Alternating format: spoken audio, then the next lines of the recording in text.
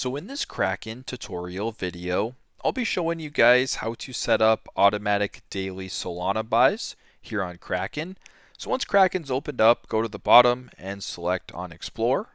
At the top on the search bar, simply go ahead and type in Solana and then select Solana. Once Solana is selected, go to the bottom right and press on the purple buy button. Now, once you're on this page, type in the amounts that you want to buy daily. So, for example, if you wanted to do $20 daily, I can type in 20.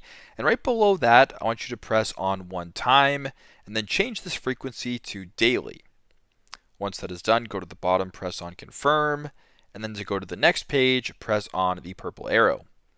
Once you're on this page, you can see and kind of review your daily buys. So you can see the amounts, the fee, the total, the frequency, in this case daily, the payment method, so in this case Apple Pay. And if all looks good, you want to proceed, go to the bottom, press on confirm, and then you can set up the daily buys that way. So that is how to set up automatic daily Solana buys on Kraken.